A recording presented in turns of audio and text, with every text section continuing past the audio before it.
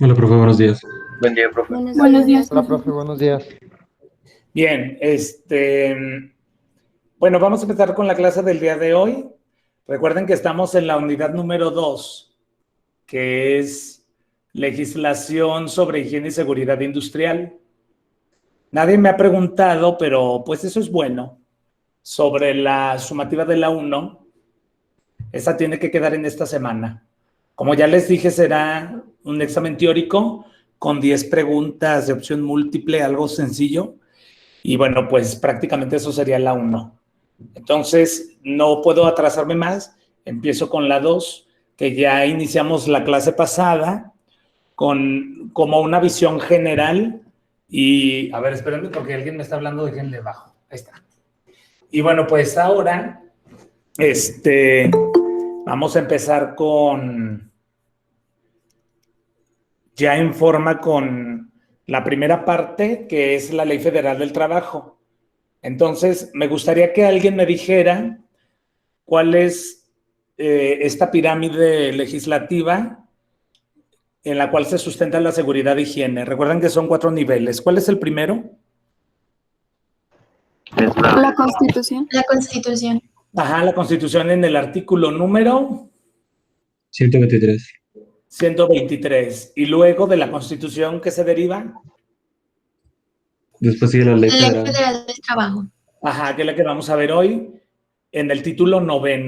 Y luego de la Ley Federal del Trabajo, ¿qué sigue? El reglamento El reglamento federal. Ah, los reglamentos. Hay 2 reglamentos. ¿Cuál es el primero? Es el de seguridad e higiene y el de medio ambiente de trabajo. Ok, ese es uno. ¿Y el otro? ¿Sería el de la clasificación de empresas? Así es, de la ley del Instituto Mexicano del Seguro Social. Gracias. Y finalmente, el último nivel son las normas. ¿Sí vamos aquí bien? Sí. Sí, Ok. profe. Bueno, entonces vamos a empezar con la Ley Federal del Trabajo. Recuerden que necesito que todo el mundo la descargue, así como lo otro que vamos a usar.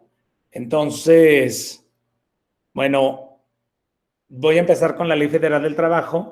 Recuerden que la pueden encontrar en la Secretaría del Trabajo y Previsión Social, la STPS. Pues fíjense, aquí me aparece la Secretaría del Trabajo, le doy ahí clic y me manda esta página. Y aquí lo que tenemos que hacer, me voy a documentos. Y aquí en documentos tengo que buscar la Ley Federal del Trabajo. O por ejemplo, si es más complicado así buscarla, pues le doy aquí en la lupa, en buscar. Y entonces aquí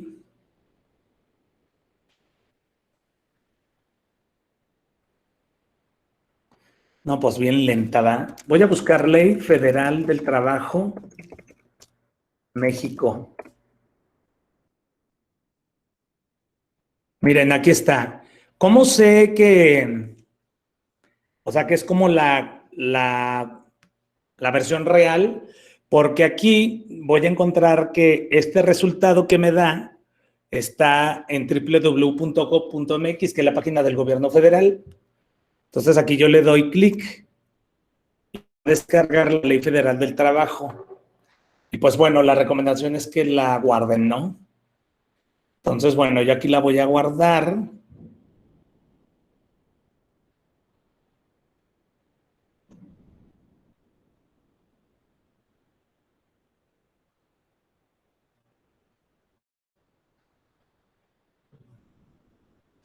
Aquí está.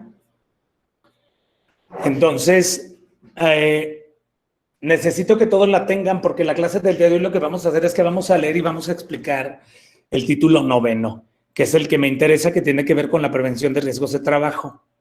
Entonces, recuerden que la ley se clasifica, cualquier ley está por títulos y luego ya están ahí los artículos. Entonces, nos vamos a ir al título 9. Ahí está el título 4. Es como en los 500, en los artículos 400 y algo. Aquí está el título 7, título 8, y aquí está, este es el título 9. Aquí está. ¿Sí? Necesito que todo el mundo la tenga a la mano. ¿Sí la tiene a la mano? Sí, profe, ¿en qué página está? Ay, no sé. En la 98. Gracias. Gracias. No, por nada. Entonces, por favor, ocupo que todo el mundo la tenga a la mano porque lo que vamos a hacer en esta clase es que vamos a leer el título 9. No está largo y lo vamos a explicar y vamos a ver qué tiene que ver con la seguridad y higiene en las empresas. Entonces, el título 9 se llama Riesgos de Trabajo y empezamos con el artículo 472. Entonces, lo que dice ahí es que todo el título 9 se aplica a todas las relaciones de trabajo, ¿sí? O sea, aunque sean trabajos especiales o que sean trabajos con una duración determinada, a todo mundo le aplica, ¿sale? Y luego me voy con el 473. ¿Quién me ayuda a leer?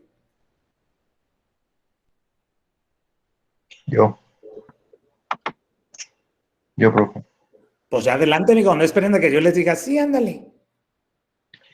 Riesgos de trabajo son los accidentes y enfermedades a que están expuestos los trabajadores en ejercicio o con motivo del trabajo.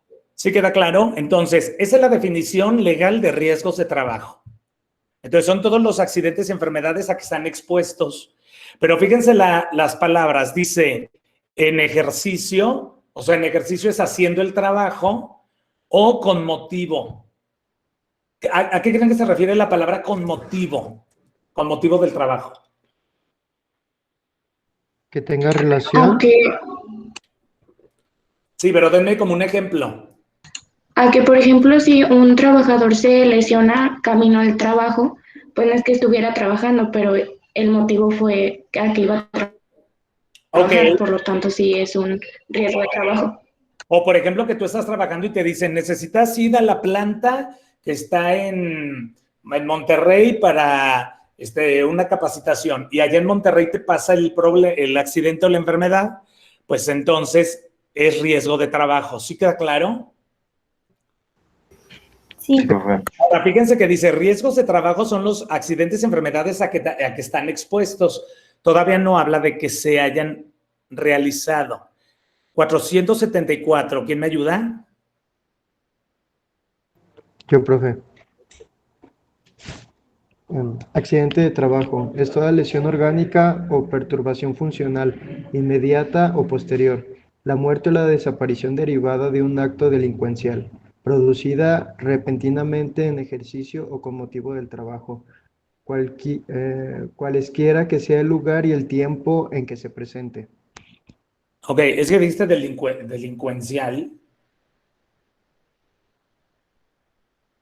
Estamos hablando de la misma,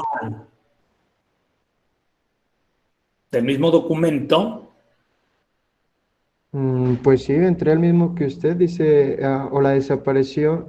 Sí me dijo 474, ¿verdad? Sí, mira, dice accidente de trabajo es toda lesión orgánica o perturbación funcional inmediata o posterior o la muerte producida repentinamente en ejercicio con motivo del trabajo, cualesquiera que sea en el lugar y el tiempo que se preste. Yo creo entré a otra, porque aquí conmigo se dice la desaparición derivada de un acto delincuencial producida repentinamente en ejercicio. Entonces déjeme checar, que según yo entré a la misma. Déjeme A ver, o los demás revísenle. La mía también dice así. La mía también, bro. Pues que Yo la que tengo está igual que la suya, profe. Sí, yo igual. sí, no. Me Miren, está igual aquí que la suya, profe. Profe, que la mira, que usted estaba era la 2015 y nosotros tenemos la 2021. ok, reviso.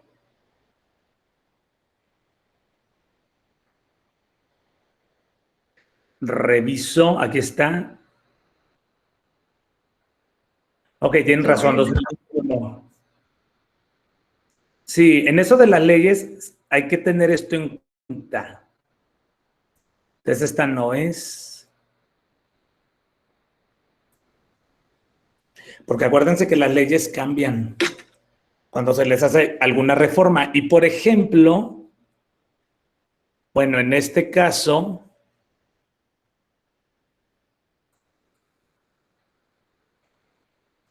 ya vimos que le agregan algo. Entonces lo busco, es el 474, ¿no? Sí, profe, es la página 128.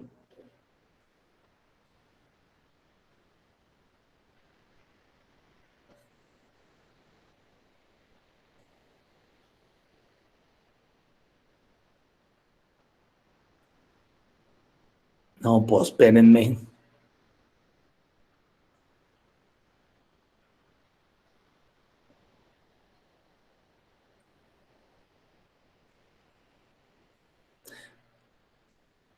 ¿Cuál página?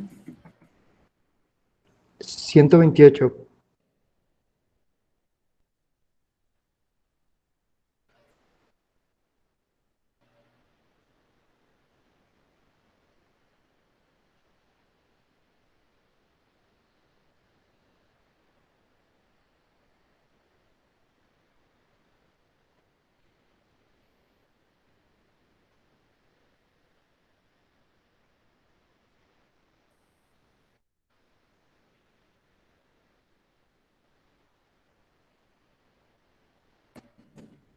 Bien.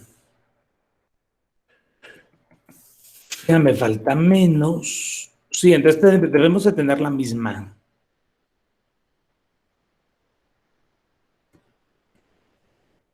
Bien, ahí está.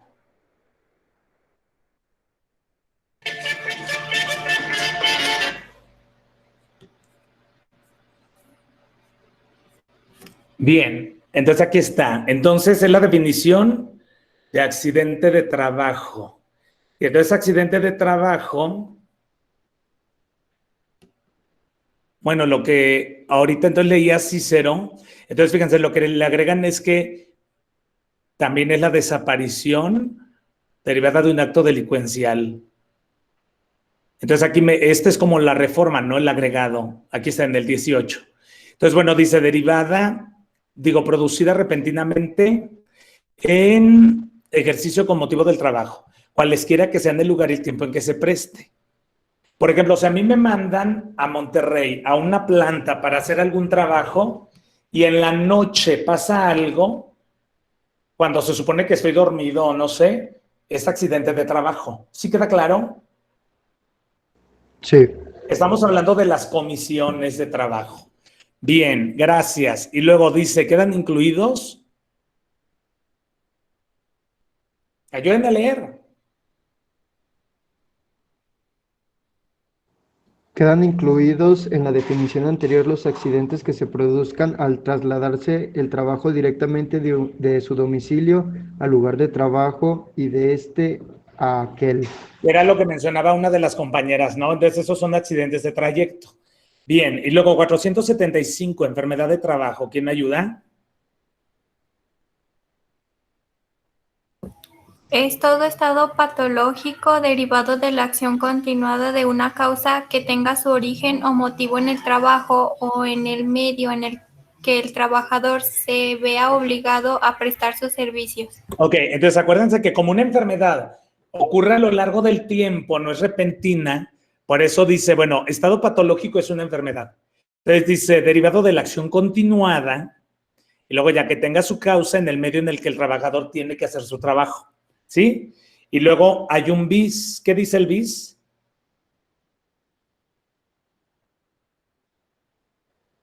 El patrón es responsable de la seguridad e higiene y de la prevención de los riesgos en el trabajo, conforme a las disposiciones de esta ley, sus reglamentos y las normas oficiales mexicanas aplicables. Entonces aquí está lo de los reglamentos, las normas oficiales, y aquí dice que el patrón es el responsable. ¿Sí? Para que eso lo tengan en cuenta. Y luego dice, ¿es obligación, síguele, de los trabajadores? Es obligación de los trabajadores observar las medidas preventivas de seguridad e higiene que establecen los reglamentos y las normas oficiales mexicanas expedidas por las autoridades competentes, así como las que indican los patrones para la prevención de riesgos de trabajo.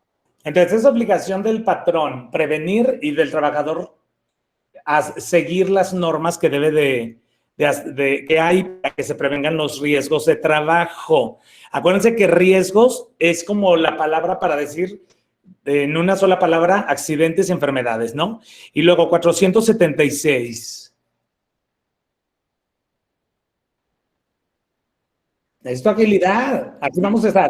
Serán consideradas enfermedades de trabajo las que determine esta ley y la actualización que realice la Secretaría del Trabajo y Previsión Social. Más adelante vamos a ver que hay una tabla donde vienen las enfermedades de trabajo. Si tienes algo que no está ahí, no es enfermedad de trabajo. ¿Sí queda claro? Y es como si te den una gripa o algo. Bien, y luego 477.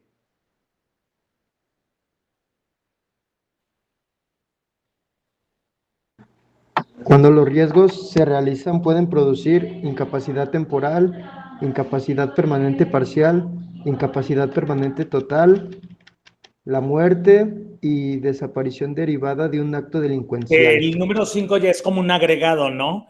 Pero bueno, ahí están. Y luego viene la clasificación de la explicación o la definición de cada una de ellas. 478.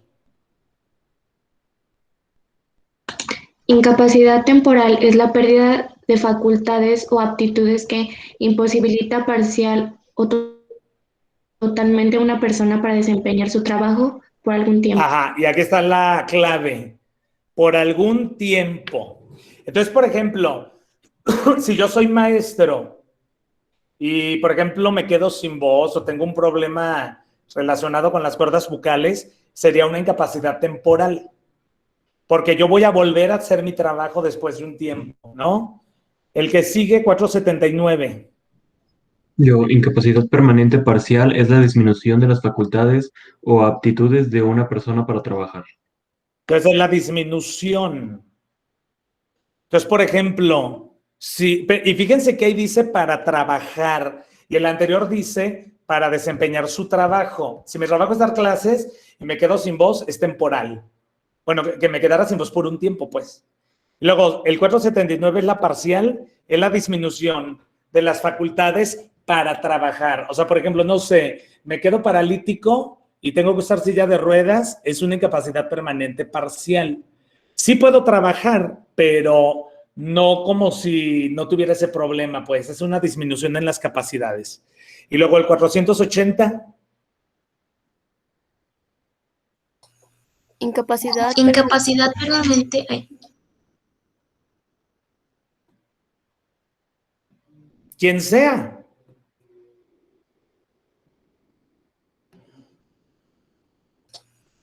Incapacidad permanente total es la pérdida de facultades o aptitudes de una persona que la imposibilita para desarrollar cualquier trabajo por el resto de su vida. Entonces, eso de plano ya es pues, como algo muy extremo, ¿no? O sea, por ejemplo, que a lo mejor quedaste en estado vegetal o que no puedes ni caminar siquiera para ir a algún lugar, ni usar silla de ruedas, no sé. Las permanentes totales, pues ya es algo así como muy extremo. Y acuérdense que dice para desempeñar cualquier trabajo por el resto de tu vida, ¿no? Y luego el 481, ¿quién me ayuda? La existencia de estados anteriores tales como idiosincrasias, tareas, discrasias, intoxicaciones o enfermedades crónicas no es causa para disminuir el grado de la incapacidad ni las prestaciones que correspondan al trabajador. Entonces, fíjense bien. Por ejemplo, vamos a pensar, fíjense bien, muchas fábricas, aquí ya van a entender muchas cosas de las empresas, ¿no? O sea, por ejemplo, hay fábricas donde te hacen un examen médico antes de entrar a trabajar. Entonces, por ejemplo, vamos a pensar que, bueno, yo sí me acuerdo, fíjense, por ejemplo, en Nissan, y hablo de Nissan porque es como la empresa más común donde trabaja mucha gente, aquí en Aguascalientes. Por ejemplo, si yo fuera a entrar a trabajar a Nissan, me hacen los exámenes, las entrevistas, ya las paso y luego te hacen un examen médico, ¿no? Y por ejemplo, me acuerdo que un exalumno tenía un problema en la columna. Eso se vio en el examen médico y por eso no lo contrataron.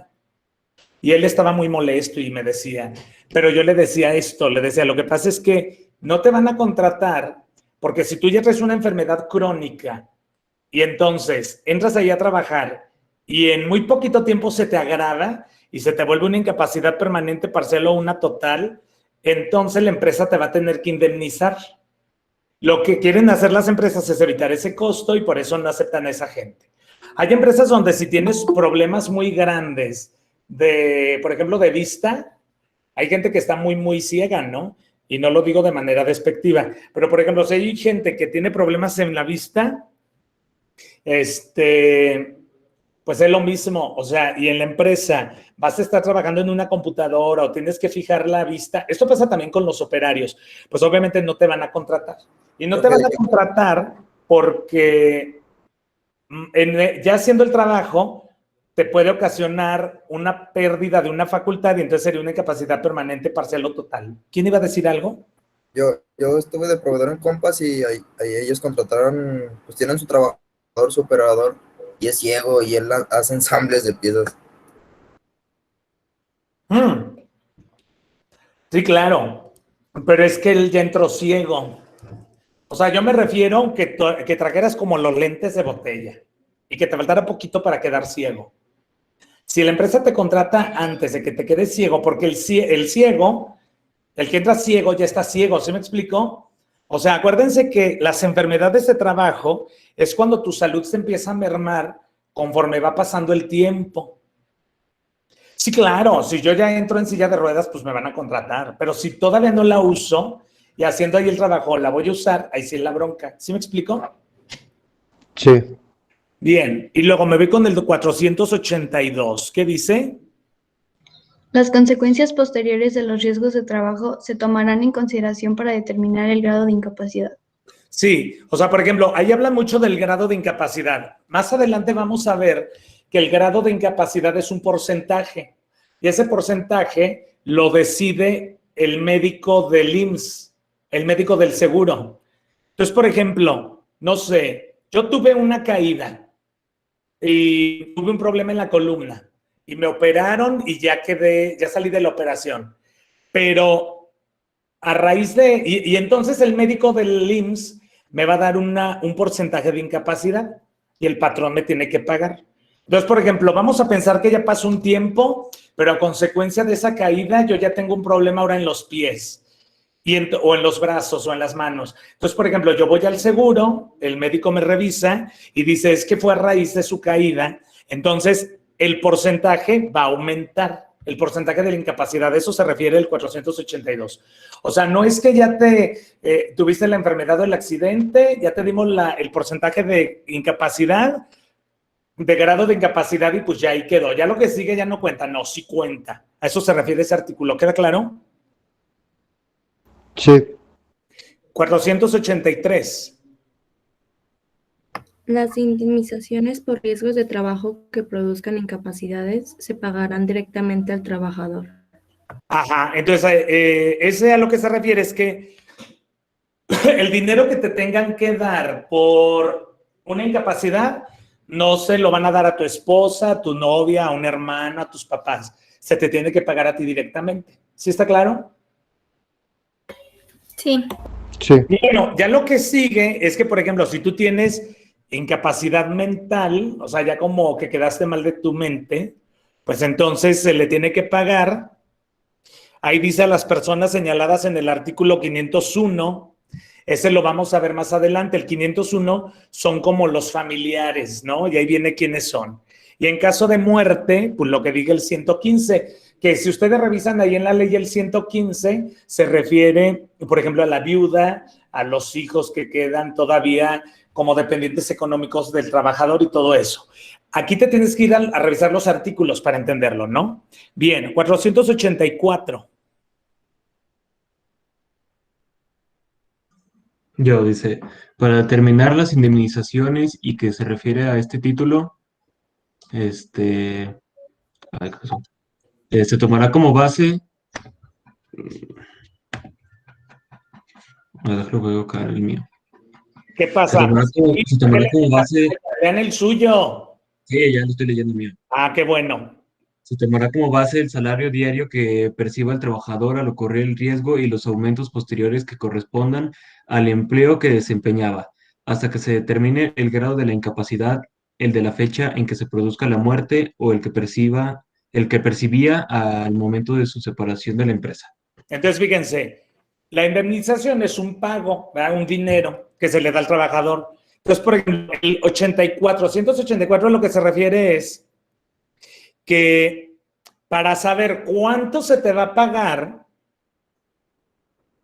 entonces se va a tomar como base, fíjense, el salario diario que tenía el trabajador al ocurrir el riesgo. ¿Sí?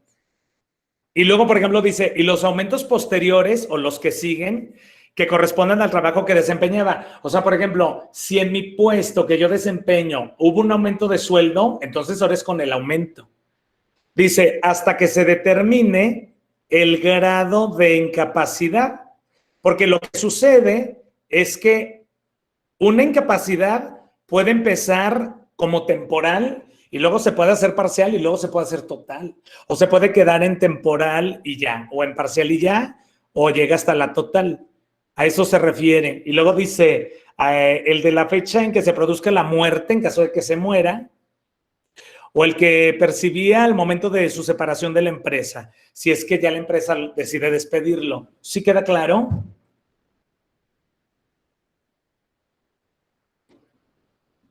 Sí. Sí, profe. Ahora, fíjense bien, ustedes a lo mejor todavía están muy chiquitos, pero deben aquí de ponerse muy listos. Por ejemplo, hay empresas donde te pagan un sueldo, pero ese sueldo tiene, por ejemplo, el bono de productividad, y es un dinero. El bono por puntualidad, y es otro dinero. Vales de despensa, y es otro dinero. Pero en realidad el sueldo es muy chiquito. Entonces, por eso, mucha gente, pues luego que no sabe esto, cuando tiene una incapacidad, pues le pagan una miseria. Por ejemplo, aquí donde yo trabajo, mi sueldo que yo recibo no es mi sueldo real. O sea, tiene un bono por productividad y sabe cuántas cosas, pero mi sueldo real es más pequeño. El sueldo que se toma para las incapacidades es ese, no es el sueldo con todo. ¿Sí está claro? Sí. Bien, 485. La cantidad que se tome como base para el pago de las indemnizaciones no podrá ser inferior al salario mínimo. Sí, o sea, por ejemplo, si tu sueldo diario era menor del mínimo, para empezar van a multar a la empresa. Y en segundo, no se puede tomar esa cantidad tan chiquita, sino que se tomaría el mínimo.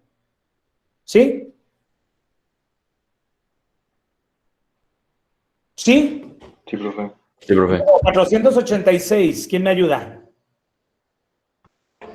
Para determinar las indemnizaciones a que se refiere este título, si el salario que se percibe del trabajador excede del doble del salario mínimo del área geográfica de aplicación a que corresponde el lugar de presentación del trabajo, se considerará esta cantidad como salario máximo. Si el trabajo se presta en lugares de diferentes áreas geográficas de la aplicación, el salario máximo será el doble del promedio de los salarios mínimos respectivos. ¿Sí le entendieron? Es pura matemática. O sea, por ejemplo, para determinar la indemnización de la que ya se habla, fíjense, si mi salario excede del doble del mínimo, dice del área geográfica de aplicación a la que corresponde el lugar de trabajo.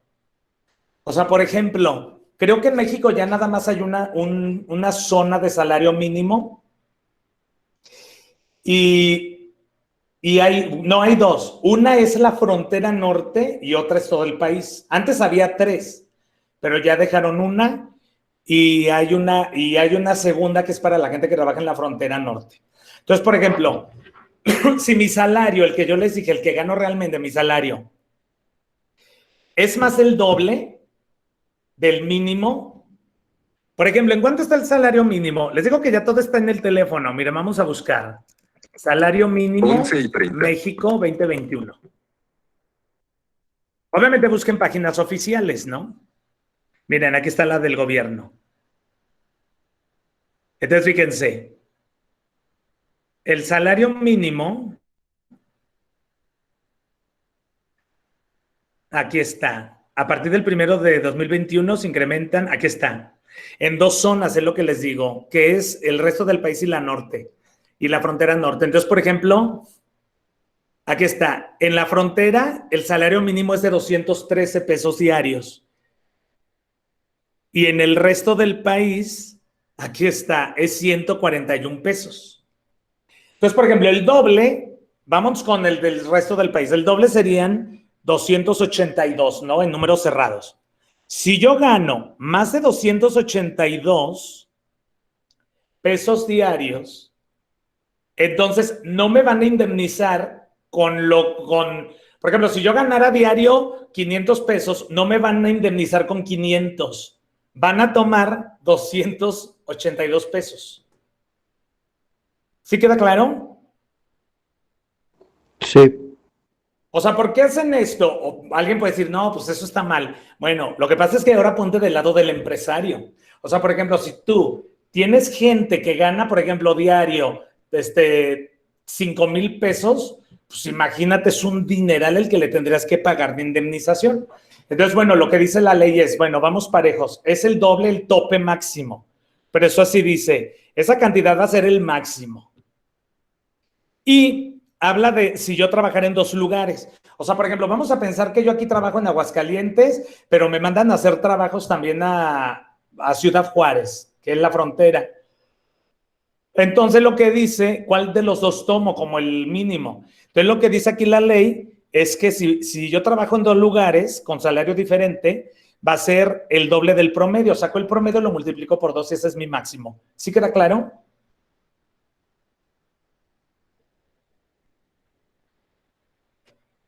Sí, necesito que aquí estén muy listos porque todo esto lo vamos a ver ya en ejercicios. Eso es lo padre de esta unidad. ¿Vale? Y luego, 487. ¿Quién me ayuda? Los trabajadores que sufren un riesgo de trabajo tendrán derecho a asistencia médica y quirúrgica, rehabilitación, hospitalización cuando el caso lo requiera, medicamentos y material de curación, los aparatos de prótesis y ortopedia necesarios y la indemnización fijada en el presente título. Indemnización, o sea, el pago, ¿no? Pero bueno, se supone que es todo lo anterior, medicamentos, asistencia médica, aparatos ortopédicos y todo eso. Ok, 488, ¿quién me ayuda?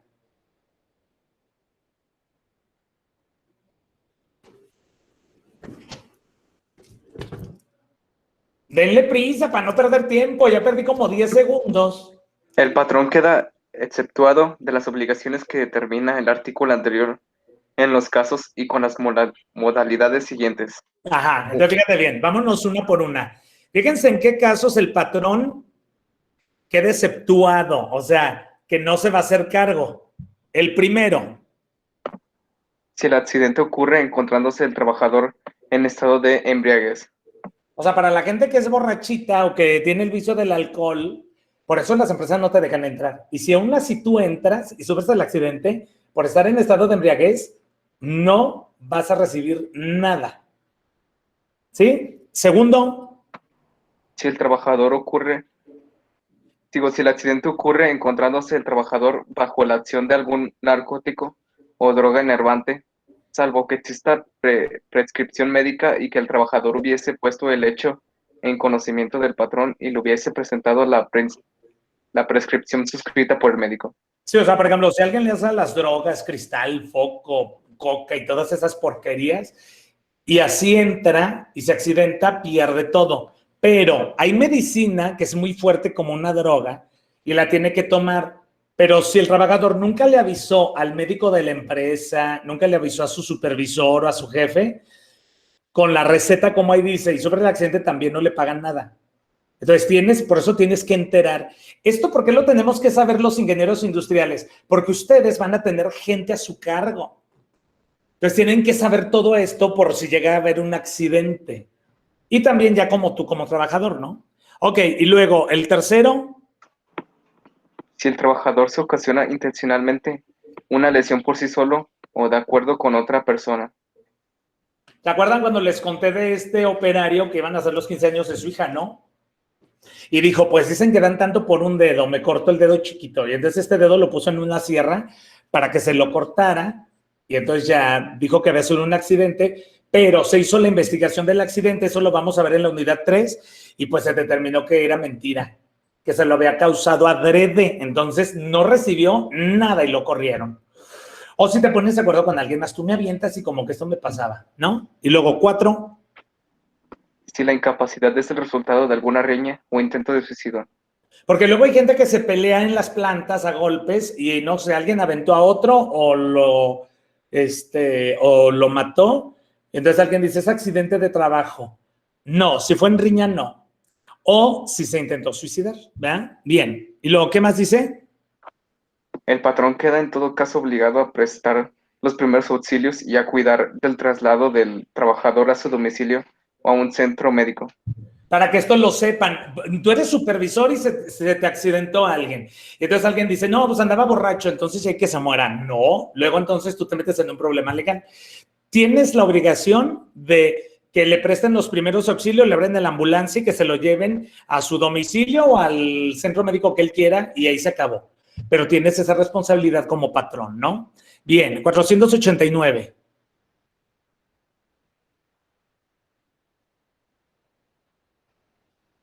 No libera al patrón de responsabilidad.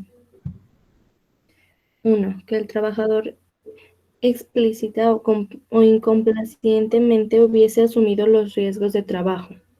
2. Que el accidente ocurra por torpeza o negligencia del trabajador. 3.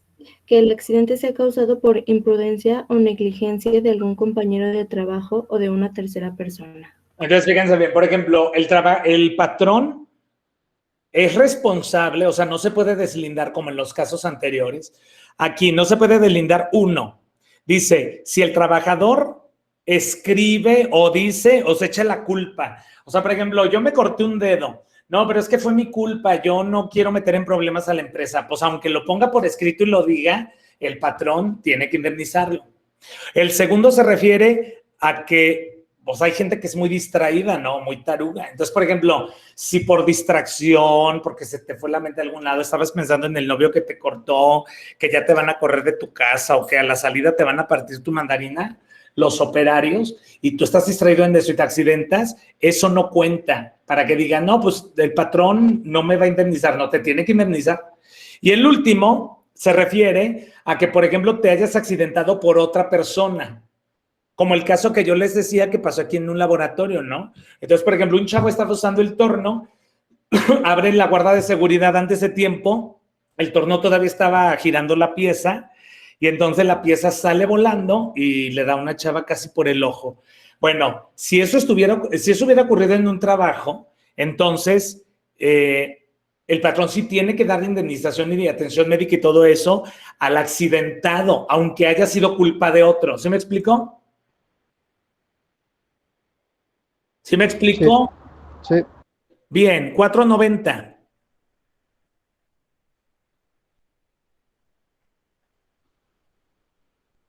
$4.90. En los casos de falta inexcusable del patrón, la indemnización podrá aumentarse hasta en un 25%. A juicio del tribunal, hay falta inexcusable del patrón. Sí, entonces, Uno, si no cumple las disposiciones legales. Aguántame. Entonces, por ejemplo, si hay un accidente y el patrón incurre en una de las siguientes fallas, entonces la indemnización se puede aumentar hasta en un 25%. Legal, te vas a un juicio, ¿no? Ahora sí, ¿cuándo hay falta inexcusable del patrón? ¿Cuál es el 1? 1. Si no cumple las disposiciones legales, reglamentarias y las contenidas en las normas oficiales mexicanas en materia de seguridad, salud y medio ambiente de trabajo. ¿Quién se encarga en una empresa de que se cumpla con lo que dicen las normas oficiales de seguridad e higiene?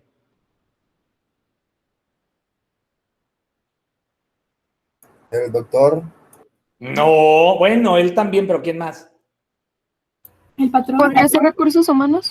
Recursos humanos o el médico o el área de seguridad e higiene.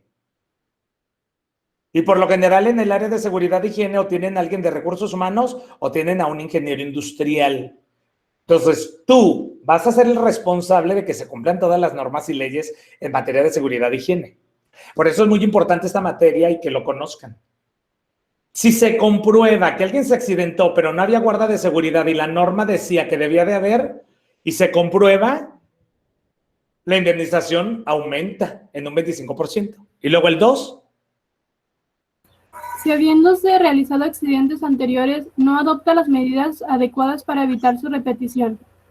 Fíjense bien, si ven las noticias, no. Por ejemplo, si supieran de un accidente bien feo de trabajo que hubo el viernes pasado en un obrador.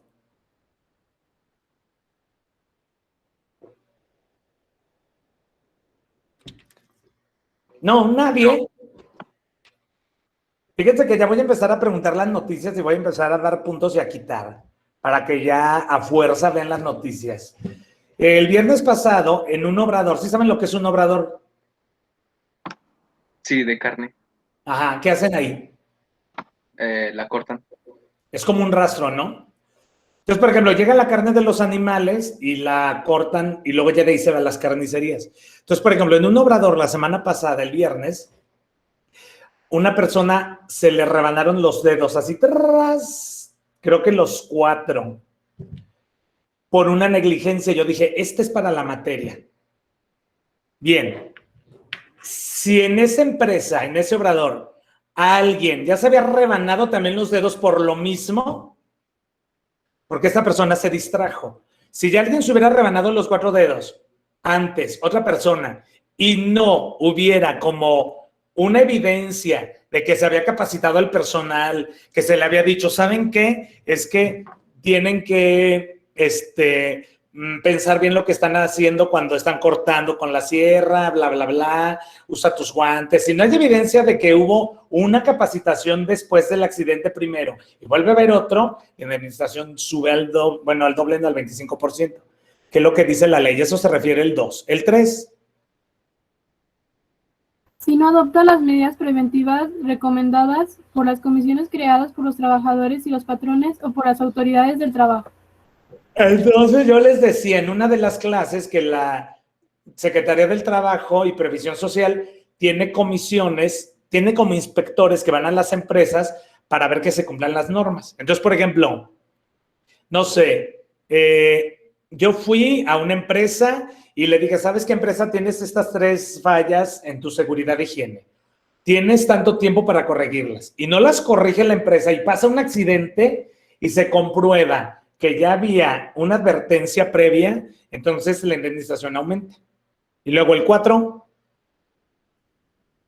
Si los trabajadores hacen notar al patrón el peligro que corren y este no adopta las medidas adecuadas para evitarlo.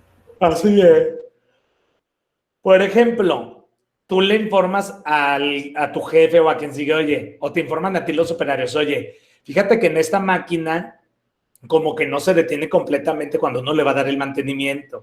Hay que arreglarla. Sí, luego, sí, pide una cotización. Sí, es que ahorita no hay dinero. Sí, espérate. Y si pasa un accidente ahí y se comprueba que ya se le había avisado al patrón, entonces la indemnización aumenta. ¿Sí está claro? Sí. Sí, profe. Ahora ya entienden por qué no me gusta atenderlos en el pasillo ni por el WhatsApp. ¿O todavía no me entienden? No. Sí, profe, es para que pues, haya una evidencia, ¿no? De que claro. Hubo esa comunicación. Para que me hagan favor de decirle a los otros segundos. Porque luego hay gente que se me enoja. Tomen su cuerno. Yo necesito que usen el correo porque es como el medio oficial para preguntar, responder. ¿Sí me explico? Y si llega a haber alguna aclaración, ahí está. El WhatsApp no sirve para nada. Nada más es para mandar avisos. Pero por ahí no se debe de arreglar nada. Yo también se los paso al costo porque luego hay quien llega a hacer tratos con los maestros. Miren, cuando eres director de carrera te enteras de muchas cosas. Pero obviamente, si tú llegas a un trato, maestro, fíjese que sabe que me da permiso por el WhatsApp. Sí, ándale pues. Y luego entonces no vas y le caes gordo o algo y te reprueba y luego andan chillando. Es que yo llegué a un acuerdo con el maestro. ¿Cuándo me enteré? ¿Dónde está el correo? Fue en el WhatsApp, no cuenta. Por eso esto es muy importante, generen evidencias. Hay gente a la que le da flojera y luego piensan que el correo es como un WhatsApp que mandas así, un mensaje y le das a enviar, otro mensaje y enviar, no es un WhatsApp, es como escribir una carta, aviéntate todo el rollo y le das a enviar, ¿no? Pero para eso es, nunca le informen a alguien algo verbal. Si lo vas a hacer verbal, acabando, manda un correo, de acuerdo como lo hablamos en el pasillo, esto y esto y esto, para que se genere la evidencia. Pasa lo mismo con el punto 4. Estamos hablando de la ley de la vida real. Oye, Toño, es que sabes que en el salón huele mucho a cloro y alguien se muere intoxicado y si nunca me lo dijeron en correo, pues es que le avisamos al director. No es cierto. ¿Cuándo? ¿Dónde? Por eso es importante que usen eso, ¿no? 5.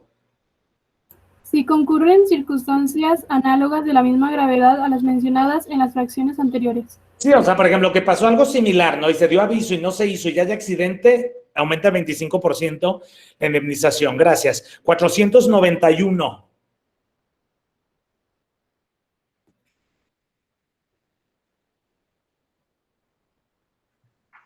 Si el riesgo produce al trabajador una incapacidad temporal, la indemnización consistirá en el pago íntegro del salario que deje de percibir mientras subsista la imposibilidad de trabajar. Este pago será desde el primer día de la incapacidad. O sea, por ejemplo, si yo tuve una incapacidad temporal, no, pues la neta no puedo ni hablar o algo pasó y no me puedo presentar y el médico del seguro me dice, ¿tienes incapacidad de 5 días? Yo no voy a trabajar esos 5 días y me pagan todo el sueldo. Si yo ganaba diario 1,000 pesos, me pagan 1,000 diarios. Esa es la incapacidad temporal. Y luego, ¿qué más dice? Si a los 3 meses de iniciada la incapacidad no está el trabajador en aptitud de volver al trabajo, el mismo o el patrón podrá pedir, en vista de los certificados médicos respectivos de los dictámenes que se rindan y de las pruebas conducentes se resuelvan si debe seguir sometido al mismo tratamiento médico y gozar de igual indemnización o procede a declarar su incapacidad permanente con la indemnización que tenga derecho. Estos exámenes podrán repetirse cada 3 meses.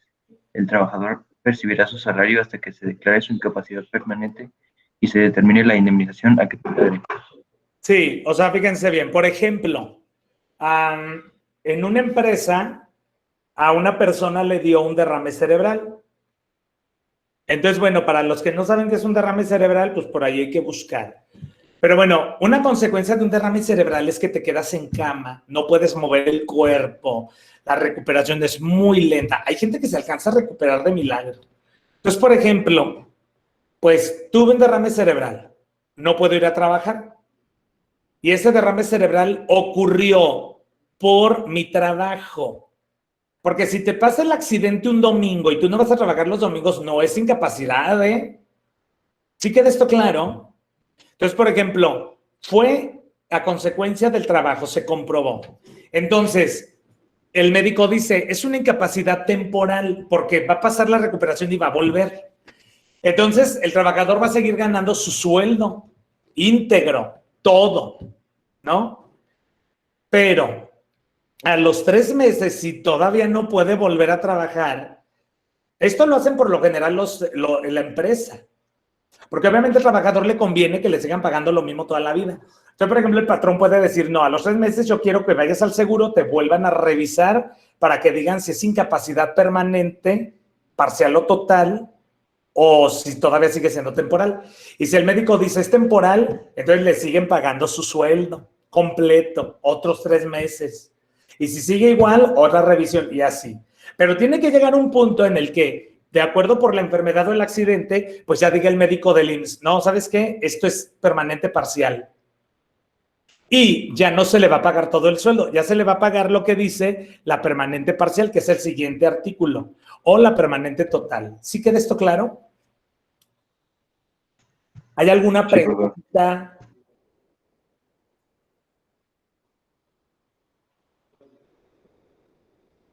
¿No? Artículo 492, ¿quién me ayuda? Si el riesgo produce al trabajador una incapacidad permanente parcial, la indemnización consistirá en el pago del tanto por ciento que fija la tabla de evaluación de incapacidades, calculado sobre el importe que debería pagarse si la incapacidad hubiese sido permanente total. Se tomará el tanto por ciento que corresponda entre el máximo y el mínimo establecidos, tomando en consideración la edad del trabajador, la importancia de la incapacidad, la mayor o menor aptitud para ejercer actividades remuneradas semejantes a su profesión u oficio, y se tomará asimismo en consideración si el patrón se ha preocupado por la reeducación profesional del trabajador. O sea, por ejemplo, tuve un accidente o una enfermedad de trabajo y entonces el médico dice, es una incapacidad permanente parcial. Acuérdense que en la parcial yo puedo hacer otro trabajo, a lo mejor no el que yo hacía originalmente, pero puedo volver. Entonces, dice, tienes derecho a esta indemnización. Dice, el pago del tanto por ciento que fija la tabla de evaluación de capacidades. Esa tabla viene más adelante, ahorita la vamos a ver. Dice, calculado sobre el importe que debería pagarse si la incapacidad hubiera sido total. O sea que primero se tiene que calcular la total y luego el porcentaje que dice la tabla. Y luego dice, se toma el tanto por ciento que corresponde entre el máximo y el mínimo establecidos. Lo que sucede es que hay incapacidad, hay enfermedades o accidentes que tienen como un rango. Entonces, por ejemplo, dice, pérdida del dedo meñique de la mano derecha, del 5 al 10%. Entonces, por ejemplo, ¿cómo se le hace para saber qué porcentaje tomar? O el trabajador va a querer que tomen el 10, el patrón o la empresa va a querer que tomen el 5, ¿no? Pero ¿quién determina qué porcentaje? Es el médico del seguro. O sea, esos médicos son los que determinan todo esto. Pero, ¿cómo se le hace cuando hay un rango? Por eso dice, se toma en cuenta qué edad tenía el trabajador. No es lo mismo, aunque se oiga muy feo, pero no es lo mismo que se accidente una persona joven a una más grande. Porque la persona más joven, en teoría, pues tenía toda la vida por delante y bla, bla, bla. Y la gente más grande, pues dicen ya, pues estaba robando oxígeno, ¿no? O sea, ya iba a morirse pronto o ya no tiene como las mismas capacidades del joven. Entonces ahí diría el médico, no, pues era más joven, tiene que ser el porcentaje más alto. O, por ejemplo, dice la importancia de la capacidad, de la incapacidad. No es lo mismo que me quede mudo a que me quede ciego. O sea, si yo me voy a quedar ciego, el porcentaje es más alto, ¿no? Si yo me voy a quedar mudo, aunque también es importante, pero no afecta tanto que no ver. O, por ejemplo, no es lo mismo perder este dedo a perder la mano. No es lo mismo perder un brazo que un pie. ¿Sí me explicó? Y también dice que también se tiene que tomar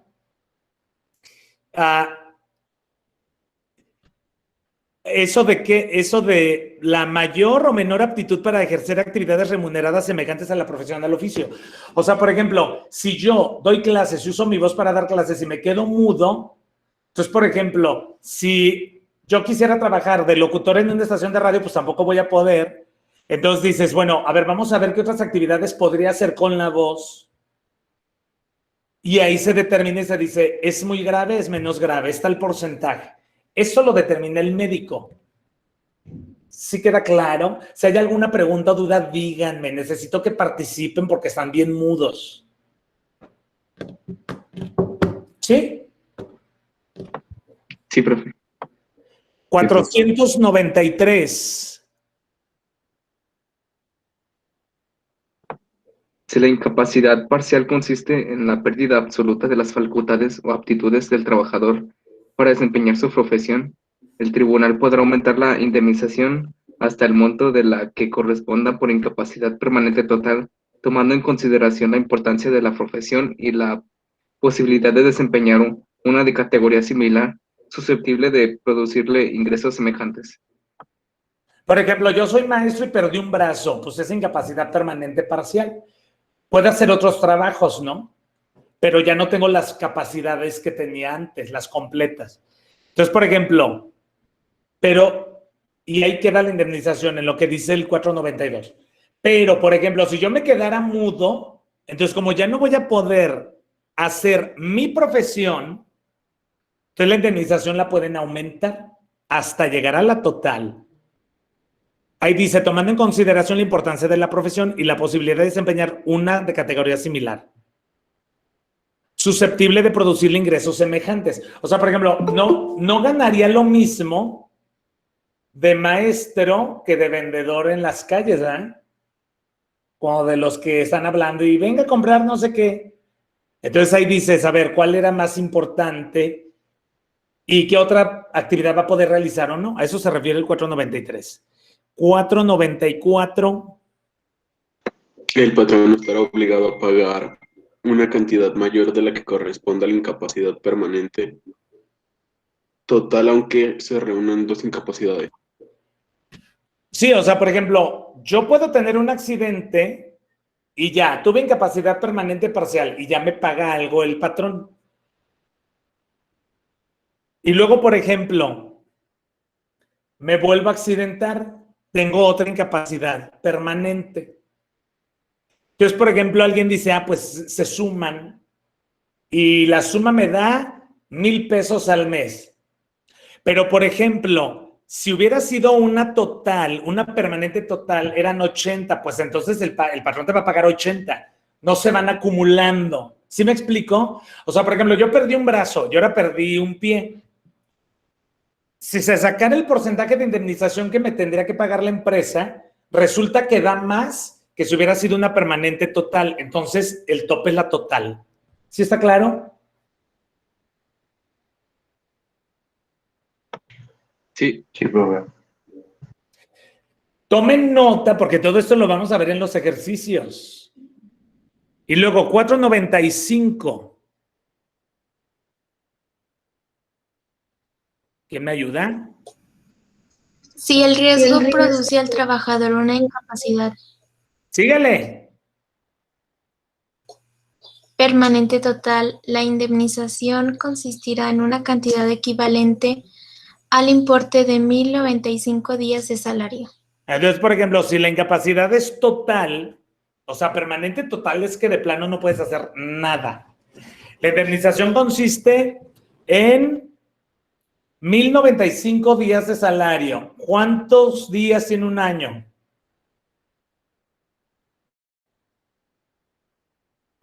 365. A ver, divídanlo, dividan 1,000, ¿qué? 1,095 entre eso, ¿cuántos años son? Son como a 3 años más o menos. 3 años más o menos. ¿Quién da más? Háganla. 3 años exactos. Son 3 años. Son 3 años. Entonces, este está fácil de aprenderse. La incapacidad permanente total, 3 años de salario, ¿no? 496. Algo importante. Acuérdense que cuando dice de salario, no es el salario que tú ganas. Bueno, depende. Es el salario. Acuérdense que es... no puede ser más el doble del mínimo.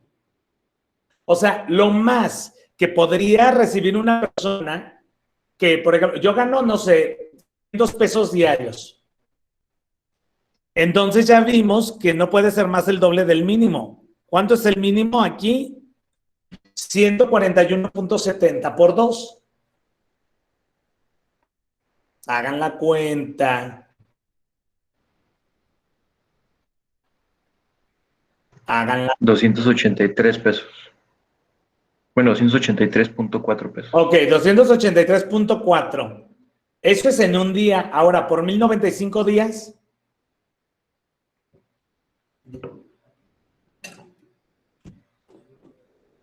$310,323. Eso es lo más que cualquier trabajador en México por incapacidad permanente total puede recibir.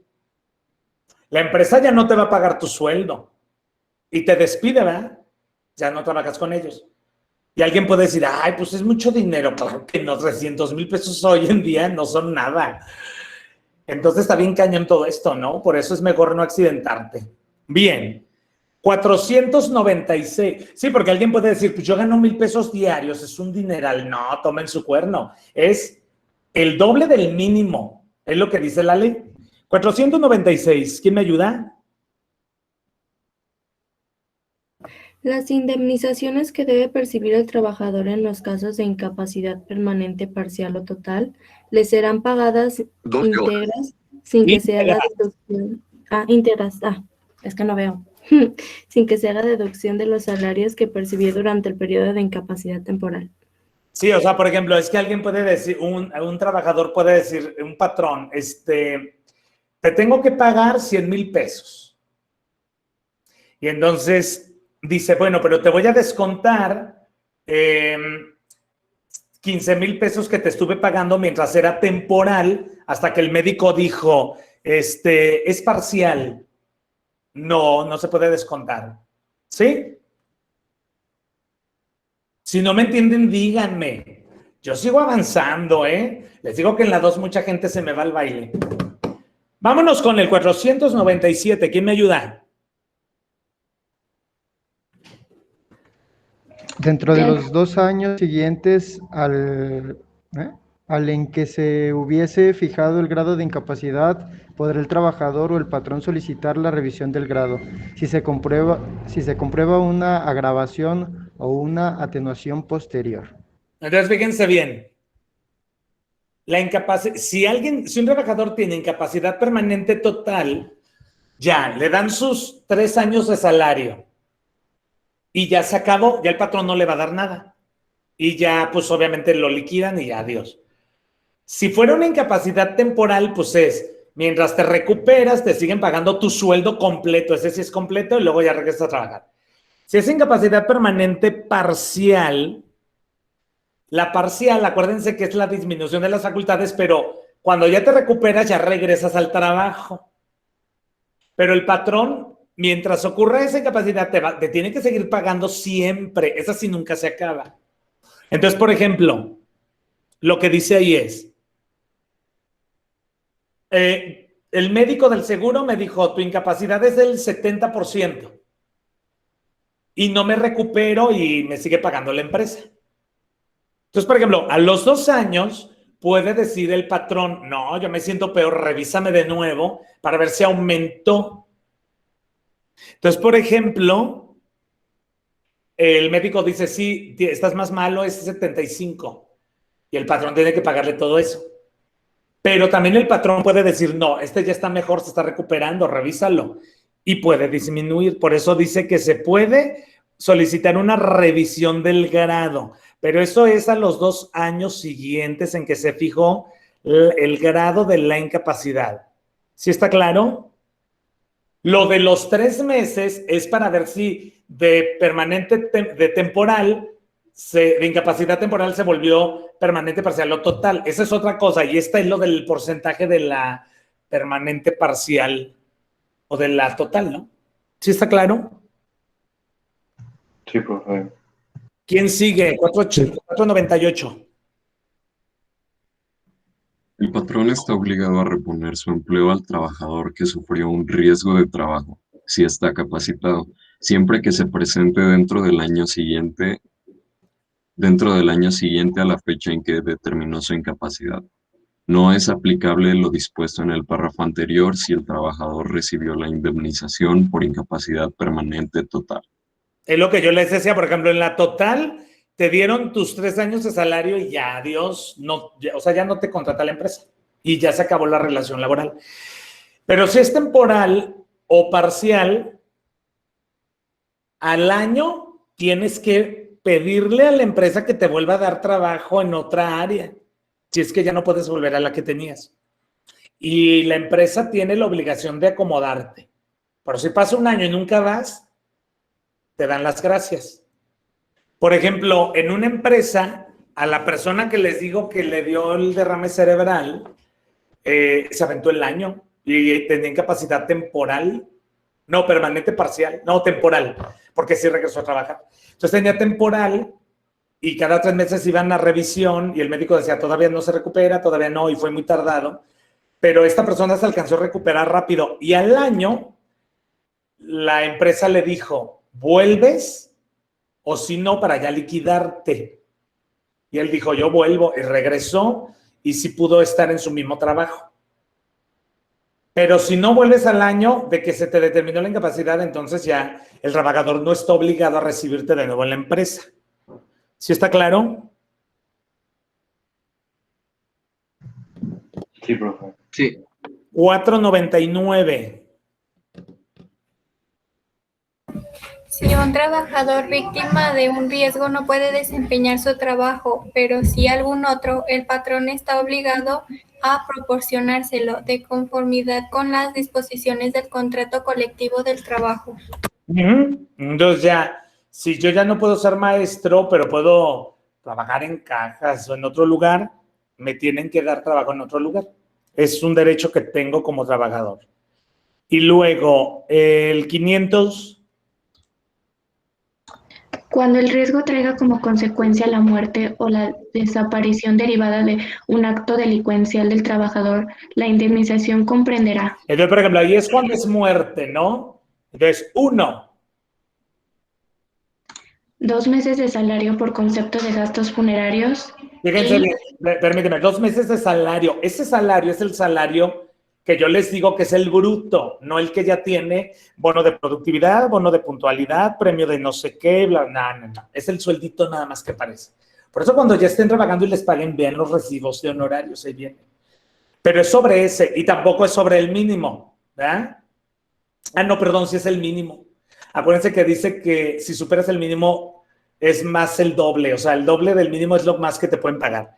Entonces multipliquen el mínimo por 2, si es que el trabajador ganaba más de eso, y luego ya multiplícanlo por 60 y es el 1, por gastos funerarios. Y luego el 2. El pago de la cantidad que fija el artículo 502. Ok, ese lo vamos a ver más adelante. Y luego el 3. Ay, no, pues ya quedó, ¿verdad? Ok. Vámonos al 502. Nos vamos a brincar ahorita el 1. Entonces, el 2 dice, en caso... En caso de muerte o por desaparición derivada de un acto delincuencial del trabajador, la indemnización que corresponda a las personas a que se refiere el artículo anterior será la cantidad equivalente al importe de 5,000 días de salario, sin deducir la indemnización que percibió el trabajador durante el tiempo en que estuvo sometido al régimen de incapacidad temporal. Ok, entonces fíjense, 5,000 días de salario, ¿no? ¿Cuánto es 5,000 entre 365?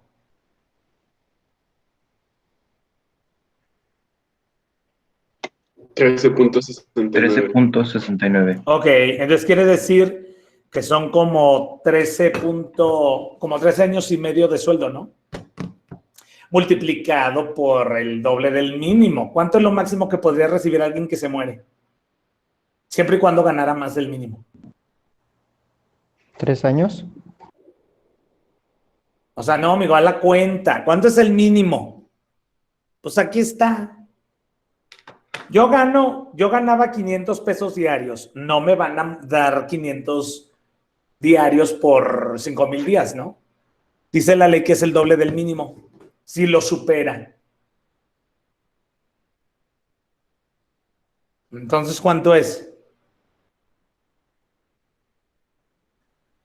Sería 141.7 por 2 por 5,000. 1,417,000. Y alguien dice, ay, es bien mucho dinero. Claro que en 1,000,000 de pesos no es nada, es una casa muy barata, ¿no? Que bueno, le puede servir a alguien de algo, pero me refiero a que, pues luego cuando un familiar muere, tienes que ponerte tú a chambear, ¿verdad? Bien, ahora sí, vámonos y sin descuentos, vámonos al 501, me regreso. ¿Qué me ayuda? Tendrá derecho a recibir indemnización en los casos de muerte o desaparición derivada de un acto delincuencial. ¿Qué más? Síguenle. 1. La viuda o el viudo, los hijos menores de 18 años y los mayores de esta edad si tienen una incapacidad de 50% o más, así como los hijos de hasta 25 años que se encuentran estudiando en algún plantel del Sistema Educativo Nacional. En ningún caso se efectuará la investigación de dependencia económica, dado que estos reclamantes tienen la presunción a su favor de la dependencia económica. Entonces, fíjense, ¿a quién se le paga? ¿Se le paga al viudo o a la viuda? Y luego a los hijos menores de 18 años y a los mayores de 18, siempre y cuando tengan una incapacidad de 50% más. Y también a los de hasta 25 años si están estudiando. Yo, por ejemplo, tengo unos alumnos que reprueban, ¿da? Y se van atrasando. Y el límite para acabar la carrera son 5 años, ¿no? Entonces yo a alguien le preguntaba que por qué hacía eso y ya me explicó y me dijo, maestro, es que si yo acabo antes, me quitan la pensión. Y yo dije, bueno, pues cada quien. Entonces va a acabar la carrera bien viejo o bien vieja, ¿verdad? Dependiendo si es hombre o mujer. Pero hay gente que luego hace eso. O termina y estudia una maestría o lo que sea. Entran de 18, 19, 20, 21, 22 más o menos acaban la carrera, 23, 24, sí, una maestría. Y te sigue pagando el patrón. Bueno, es el seguro el que paga. Pero siempre y cuando la incapacidad haya sido del 50% o más, una más pequeña ya no. Pero fíjate bien quién tiene derecho, la viuda, el viudo, los menores de 18 años y los mayores de edad. Hasta los 25 siempre y cuando esté estudiando, ¿no? Bien, el 2. Los ascendientes concurrirán con las personas mencionadas en la fracción anterior sin necesidad de realizar investigación económica, a menos que se pruebe que no dependían económicamente del trabajador.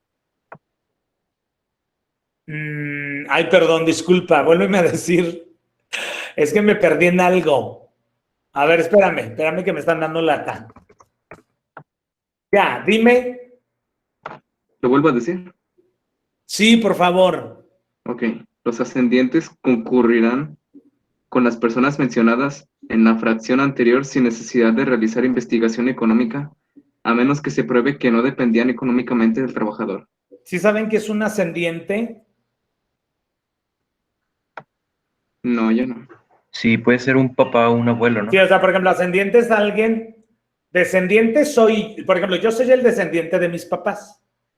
Ascendiente es el que está arriba de mí. Entonces, también pueden pedir la indemnización, aparte de la viuda y los hijos, los papás del muerto o los abuelos. Pero fíjense, estos son los cambios que hicieron en la ley, ¿no? Entonces, por ejemplo, dice, no hay necesidad de que haya una investigación. Nada más que se compruebe. Si se comprobara que no dependían económicamente del trabajador, pues no les dan nada. Por eso luego cuando hay seguros de vida y todo eso, en las empresas ahí viene dependiente económico y hay gente que dice, no, para que vean que nadie depende de mí. Y si tú le pones que no era tu dependiente económico, tu papá o tu mamá o un abuelo, si tú te llegas a morir, no le van a dar nada. Hagan de cuenta que cuando esto ocurre, obviamente la empresa pues busca que pagarlo menos, ¿no? ¿Sí? ¿Sí? Sí. Ok, sí, me voy con el 3.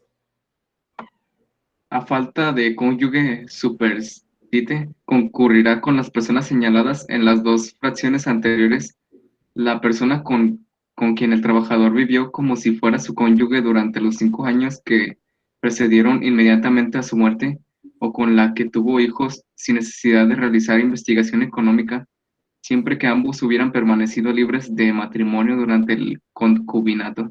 Sí, o sea, el cónyuge superstite es, por ejemplo, el esposo del matrimonio al civil. Pero si no hay, pues con la que vivió o con el que vivió los últimos 5 años antes, ¿no? ¿Sí? ¿Sí? La que sigue, 4. Las personas que dependían económicamente del trabajador concurrirán con quienes estén contemplados en cualquier de las hipótesis de las fracciones anteriores, debiendo acreditar la dependencia económica. O sea, que tú digas, es que yo también dependí económicamente del muertito. A ver, compruébame. Pero aquí sí se debe de acreditar, ¿no? Y finalmente, bueno, un paréntesis. Por eso, cuando alguien va a dar algún pago, siempre conviene que los pagos se hagan, ¿cómo decirlo? Por depósito. Luego hay gente que es muy buena para dar todo en efectivo. O sea, vamos a pensar que mis papás están divorciados. Y entonces, a mí mi papá me daba dinero. A ver, espérenme. Es que tengo aquí una abogada. Aguánteme tantito.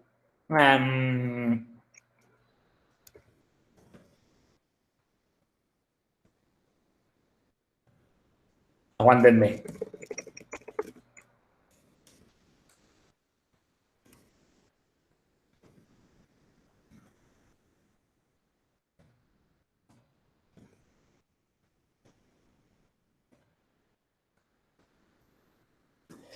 Ya, estoy preguntando algo, ahorita les digo sobre esto. Les decía, por ejemplo, no sé, mis papás están divorciados y mi papá a mí me paga la escuela. Entonces, por ejemplo, si tu papá a ti te da el dinero y tú lo pagas, o sea, porque te lo dé así de darte el dinero en efectivo y tú pagas la escuela, pero entonces tu mamá se enoja con tu papá y dice, no, lo voy a demandar. Pues es que nunca le dio pensión o ayuda a mi hijo para la escuela. Y el papá dice, sí. Y le dicen, a ver, compruébelo. Y entonces el papá dice, pues yo le daba el dinero en la mano. No, pues, y tú, el hijo dice, no, a mí no me daba nada. Pues tu papá la tiene de perder. Por eso todo es mejor que se haga en un depósito. Si, por ejemplo, tu papá dice, no, yo mejor te pago la escuela directamente en la escuela y él paga las referencias, pero él se queda con ellas o lo hace a través de una tarjeta de él y genera eso en su estado de cuenta, ahí sí hay manera de comprobar. O sea, lo digo por esta parte de la dependencia económica. Se murió tu papá y entonces tú quieres reclamar el apoyo, pero él ya tenía otra esposa y otra familia. Entonces, por ejemplo, si no hay manera de comprobarlo, no te van a dar el varo. A eso se refiere. ¿Sí? Sí. Va. 503. ¿Quién me ayuda? Ay, no, perdón, el 5. A falta de las personas mencionadas en las fracciones anteriores, el Instituto Mexicano del Seguro Social. Claro. O sea, fíjense, si no hay nadie, el IMSS se chupa el dinero. Por eso les digo que mucha gente no quiere el seguro, digo. Es que la neta, sí, cosas como que uno se saca de onda. Pero fíjate, si no hay nadie, o sea, por ejemplo, te moriste y no tenías esposa, ni hijos, ni dependientes económicos, el dinero se lo lleva el Instituto Mexicano del Seguro Social. Por eso deben de estar muy listos a esto. Ya no tienen, bueno, sí tienen 18, todavía 19 algunos, ¿no? Pero me refiero a que ya tienen que pensar como gente adulta y más con la ley. 503, ¿quién me ayuda? Para el pago de indemnización en los casos de muerte o desaparición derivada de actos delincuenciales por riesgo de trabajo se observarán las normas siguientes. Bueno, me lo voy a brincar, no porque no sepa, pero porque esto ya es como algo reciente agregado a la ley y es más bien cuando es una desaparición por un acto delincuencial. Imagínense qué mal está ya México, ¿no? En inseguridad, que ya hasta tuvieron que agregarle eso a la ley. Esto no lo tenía antes la Ley Federal del Trabajo. Pero bueno, ahí en resumen a lo que se refiere es que si tú mueres por desaparición, pues entonces, o sea, tienes que buscar a las autoridades legales correspondientes, que se compruebe que fue muerto por un acto delincuencial.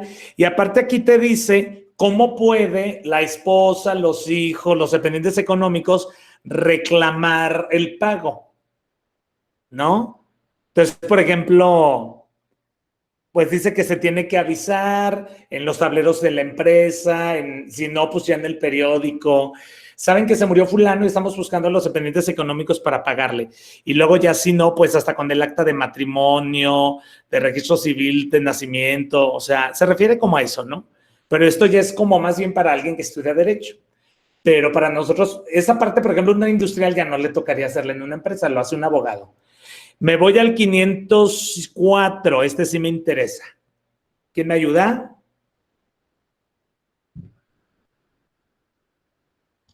Los patrones tienen las obligaciones especiales siguientes. Ok, primera. 1. Mantener en el lugar de trabajo los medicamentos y materiales de curación necesarios para primeros auxilios y adiestrar personal para que los preste. Ok, oye, ¿qué lleva un botiquín de primeros auxilios? Sabe, debes de tener al menos lo que debería de tener un botiquín de primeros auxilios en una empresa, ¿no? Y capacitar al personal. Por eso luego es muy común que en las empresas hacen capacitación en primeros auxilios a los trabajadores. Aquí en la escuela se hace con la brigada de primeros auxilios. Antes de la pandemia, también se invitaba a alumnos para que hubiera alumnos que supieran primeros auxilios, ¿no? Pero hay que tener evidencia de que se hizo la capacitación. ¿Qué podría ser una evidencia de que se hizo la capacitación? Un reconocimiento o algo así. Bueno, es lo que sé. Como un certificado, ¿no? Ajá, ¿qué más? Una lista de asistencia, unas fotos. Acuérdense que tienes que pensar como ingeniero industrial en las evidencias. ¿Sí? ¿Sí? Sí, profe. Sí. Segundo. Cuando tenga a su servicio más de 100 trabajadores, establecer una enfermería dotada con los medicamentos y material de curación necesario para la atención médica y quirúrgica de urgencia. Estará atendida por personal competente bajo la dirección de un médico cirujano. Si a juicio de este no se puede prestar la debida atención médica y quirúrgica, el trabajador será trasladado a la población u hospital donde pueda atenderse a su curación.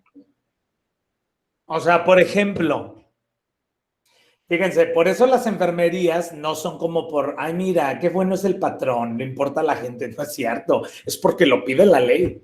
100 trabajadores debes de tener un consultorio médico con personal competente bajo la dirección de un médico. Por eso luego no es necesario que haya tantos médicos. Por ejemplo, el médico que fue a darle la conferencia que vino el viernes pasado, digo, yo no pude estar en la conferencia completamente, pero por ejemplo, él trabaja como en 4 empresitas. Entonces él está un cierto tiempo, pero hay enfermeras o enfermeros en esa empresa. Entonces él nada más llega, revisa que hay que revisar a algún paciente, el informe, bla, bla, a la otra empresa, a la otra empresa, a la otra empresa. Aquí en la escuela hay un consultorio. Bueno, y aparte porque para una escuela también te lo piden. Pero debe de haber un consultorio y obviamente las paramédicos son personal que está capacitado, deben de estar bajo la supervisión de un médico, ¿no? Y luego dice, si a juicio del patrón no se puede prestar la debida atención médica y quirúrgica, el trabajador tiene que ser trasladado a un hospital, ¿verdad? Y luego el 3. Cuando tengan a su servicio más de 300 trabajadores, instalar un hospital con el personal médico y auxiliar necesario. Entonces yo les preguntaría, ¿Nissan tiene un hospital? No. La empresa fulana de tal que tiene 1000 empleados tiene un hospital. No. Entonces, ¿por qué las empresas incumplen? Pero no, es que nos falta leer el 4. Pero fíjense, idealmente una empresa con más de 300 trabajadores debería de tener un hospital. Pero vamos a ver qué dice el 4. ¿Qué dice el 4? Previo acuerdo con los trabajadores, podrán los patrones celebrar contratos con sanatorios u hospitales ubicados en el lugar en el que se encuentre el establecimiento o una...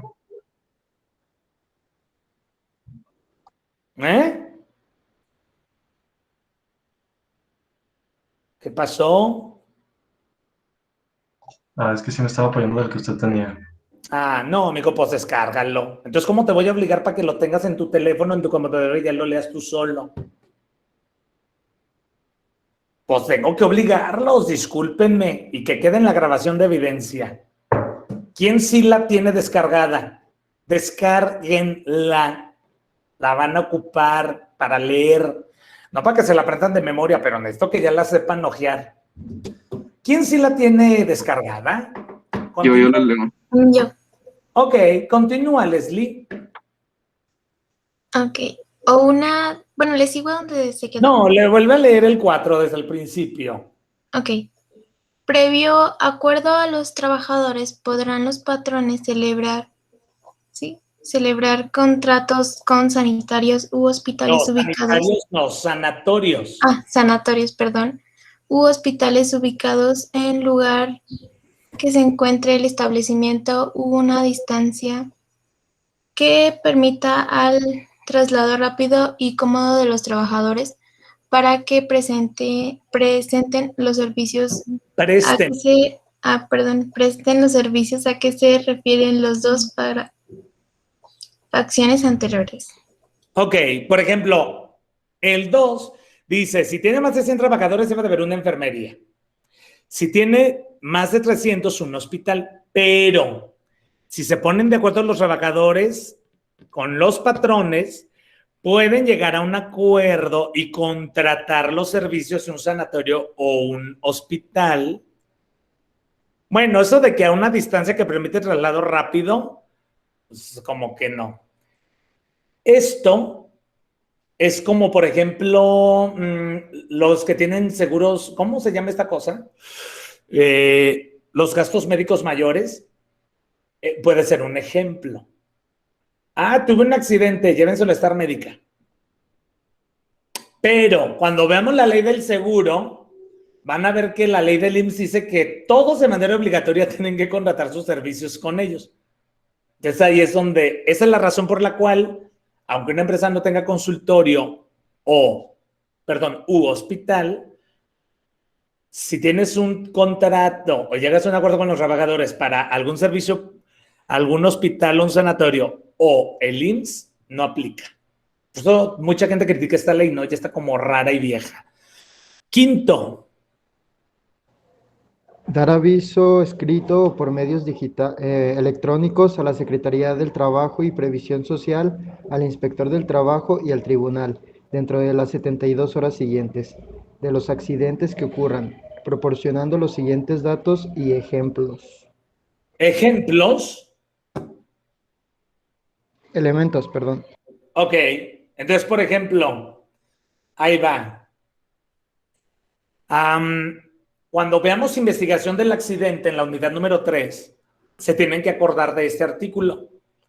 Si pasa un accidente, tienes... ¿cuántos son 72 horas? ¿Cuántos días? 3. 3. Bueno, tienes 3 días máximo, y si el accidente fue en viernes, se te acaba el tiempo el domingo, para informarle a la Secretaría del Trabajo y Previsión Social que hubo un accidente.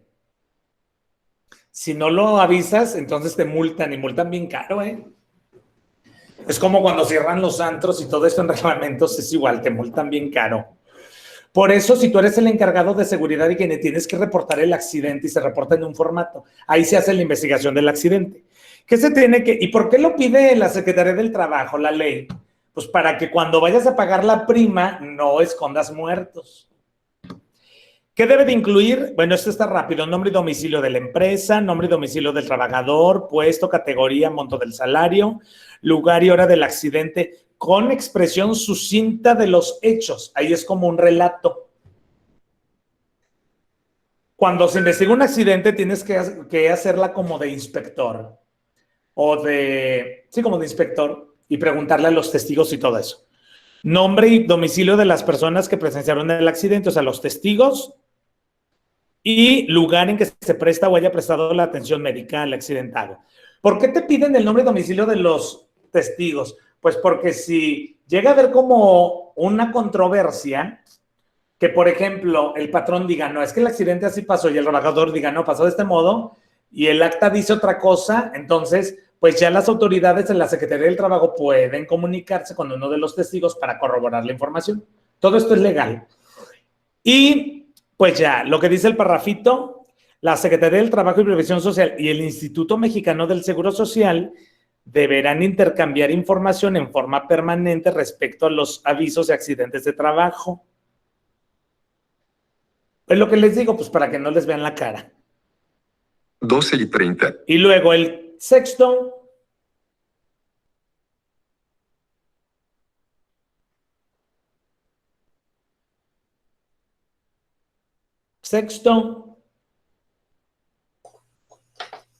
Tan pronto se tenga conocimiento de la muerte de un trabajador por riesgo de trabajo, dar aviso escrito a las autoridades que menciona la fracción anterior, proporcionando, además de los datos y elementos que señala dicha fracción, el nombre y domicilio de las personas que puedan tener derecho a la indemnización correspondiente. Sí, o sea, entonces tienes que avisarle al IMSS y a la Secretaría del Trabajo, aparte del informe de la fracción anterior, tienes que poner el nombre y domicilio de los que pudieran ser beneficiarios de la indemnización, ¿no? Ah, bueno, ella era la esposa y tenía estos hijos. Y este es el domicilio y los datos de contacto, ¿no? Bien, el séptimo, pues no sé qué diría, pero ya lo quitaron. Y nos vamos con el 505. Los médicos de las empresas serán designados por los patrones. Los trabajadores podrán oponerse a la designación exponiendo las razones en que se funden. En caso de que las partes no lleguen a un acuerdo, resolverán en el tribunal. Sí, o sea, por ejemplo, me accidenté y el médico de la empresa dijo, tu indemnización es del 70%. Y el trabajador dice, no, es que estoy más malo, es del 80%. Y no llegan a un acuerdo, se van al tribunal, ¿no? Y ahí ya se determina con otro médico. Y luego 506.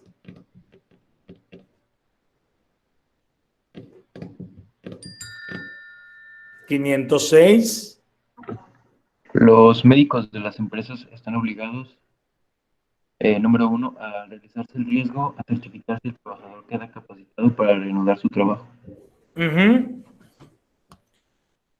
Segundo. Número 2, al terminar la atención médica, a certificar si el trabajador está capacitado para reanudar su trabajo. O sea, es el que da la opinión. Tercero.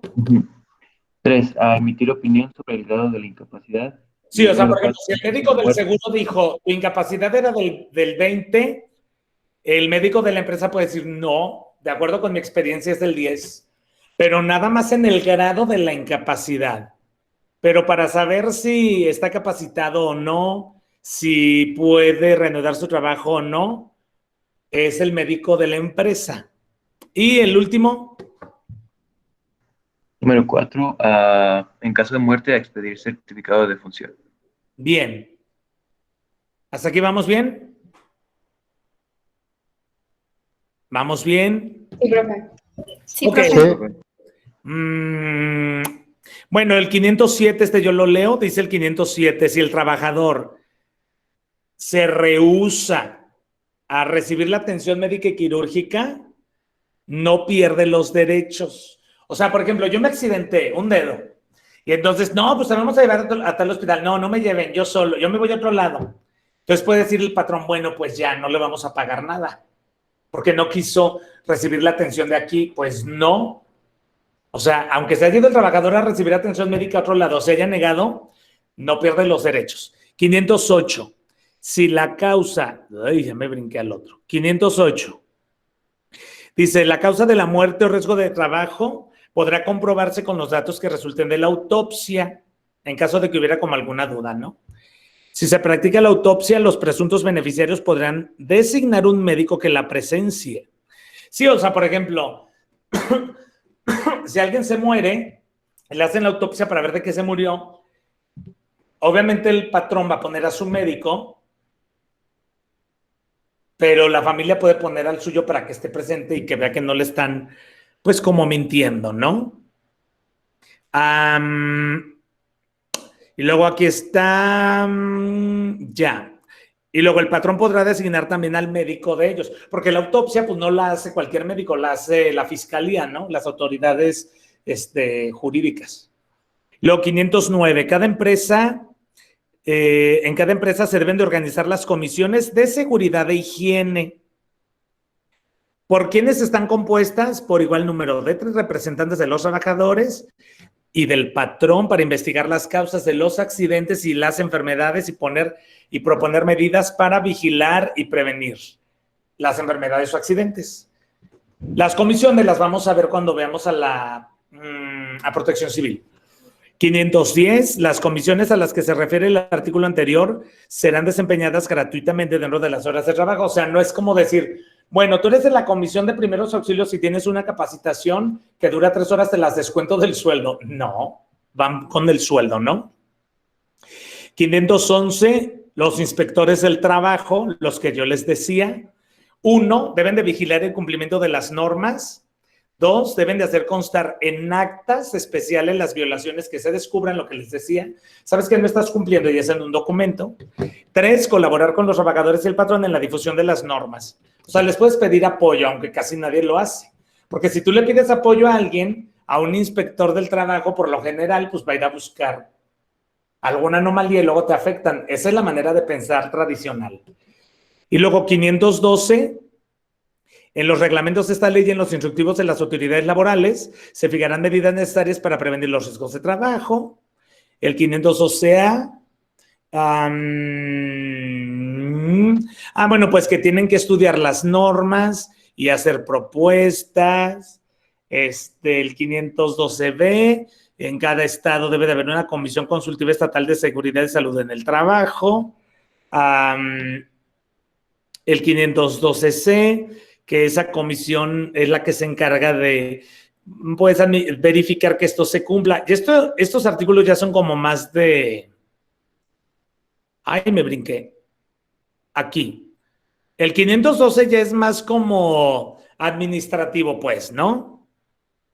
O sea, obviamente esto es importante leerlo, pero para mi materia de higiene no me implica tanto, o sea, lo pueden revisar ustedes después. Ok, y ya para acabar la clase me voy al 513, este sí me interesa. ¿Qué dice el 513?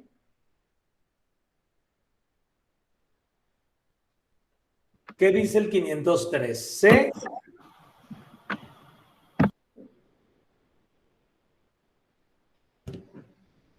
La Secretaría del Trabajo y Previsión Social actualizará las tablas de enfermedades de trabajo y de evaluación de las incapacidades permanentes resultantes de los riesgos de trabajo, mismas que se publicarán en el Diario Oficial de la Federación y serán de observancia general en todo el territorio nacional. Para este efecto, dicha dependencia escuchará la opinión de la Comisión Consultiva Nacional de Seguridad y Salud en el Trabajo, de la Secretaría de Salud, de la Secretaría del Medio Ambiente y Recursos Naturales, así como de especialistas en la materia. Así es. Fíjense bien. Ya ven que en uno de los artículos al inicio decían, se considerarán como enfermedades de trabajo. La tabla del artículo 503 de esta ley es esta.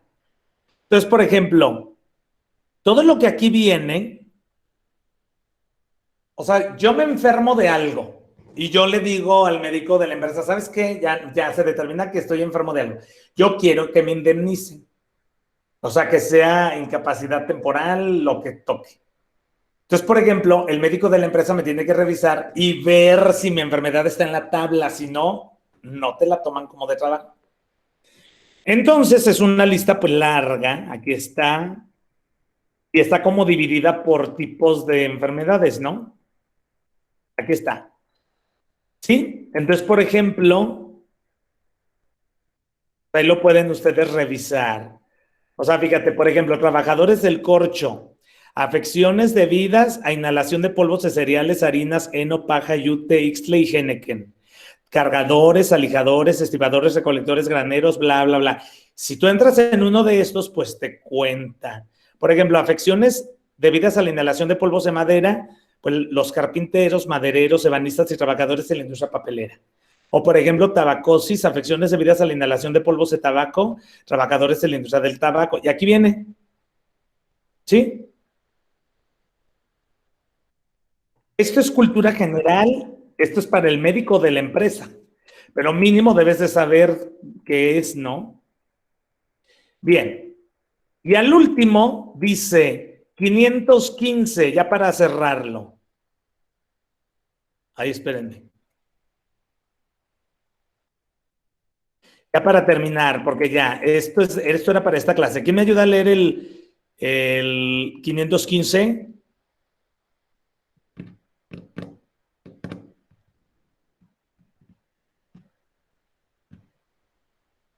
Sí.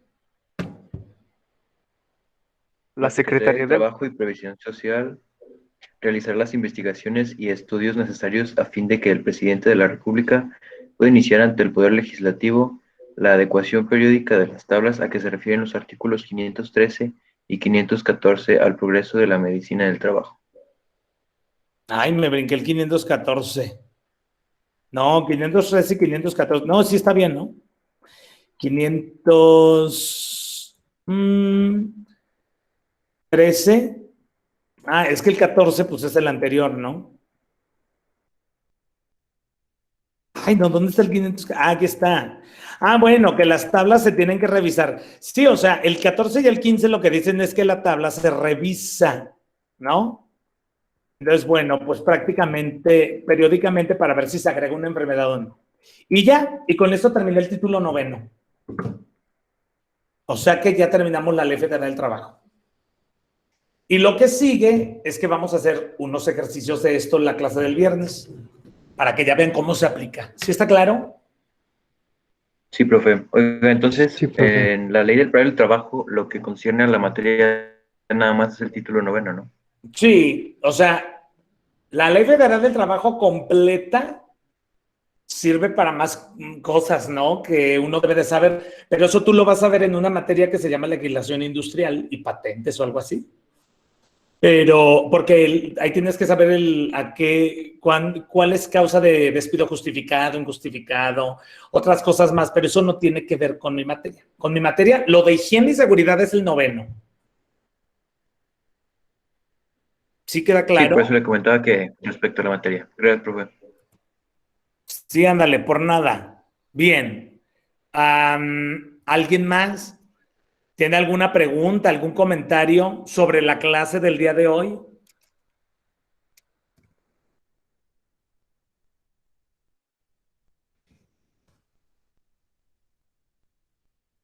¿Nadie?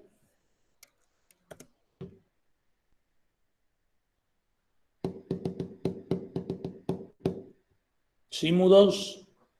¿No? No, profe. Yo tengo una pregunta, pero no es de la clase. ¿Mande? Ah, que yo tengo una pregunta, pero no es de la clase de hoy, pues es otra. Ah, no, acuérdate que esas preguntas se mandan por correo electrónico y ya te doy la respuesta. Bueno, necesito que me digas, ay, ¿quién eres tú? Luis Antonio de la Cruz, a la 1. Sí, profe. Hola, Luis Antonio, ¿cómo estás? Bien, profe, ¿y usted? Bien, ¿sigues jugando al fútbol? Sí. Qué bueno, me da gusto. ¿Qué posición juegas? De portero. Ah, eres portero, muy bien. Oye, dime por favor 2 cosas que aprendiste en la clase del día de hoy, que no sabías y que ya sabes. De cuando es la indemnización, que no se paga con el sueldo que tú ganabas, sino con el salario mínimo. Ok, esa es una. ¿Y otra que hayas aprendido hoy?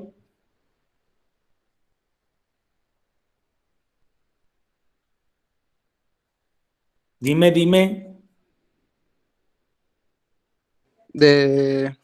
Por ejemplo, si tú puedes decir si la empresa te puede llevar a un hospital o tú decides, pero ya la empresa no se haría cargo, por así decirlo, ya no te pagaría los gastos médicos. Ok. Bien, gracias. Otra persona, ¿quién será bueno o buena? Valeria, a la 1. Sí, Valeria, a las 2. Hola, aquí estoy. Hola. Oye, dime por favor 2 cosas que hayas aprendido en la clase del día de hoy. Que si ya tienes un año como en incapacidad, ya luego pues te dicen si puedes trabajar o pues igual te pueden despedir. Ok, ¿alguien más? Que el patrón es el responsable de la seguridad y la higiene. De los trabajadores. Bueno, pero es que Valeria le dijo una, dije dos. Otra cosita que tú hayas aprendido, dime. A lo del médico forense también, que puedes llevar, como la familia puede llevar a uno también por si no creen en el que es de la empresa. Ok. Para una autopsia o, sí, ¿no? Para ver de qué murió. O inclusive si no estás de acuerdo, tú puedes poner un médico de tu confianza. Bueno, muy bien. ¿Alguien quiere comentar algo más de lo que haya aprendido que no sabía y que ya sabe?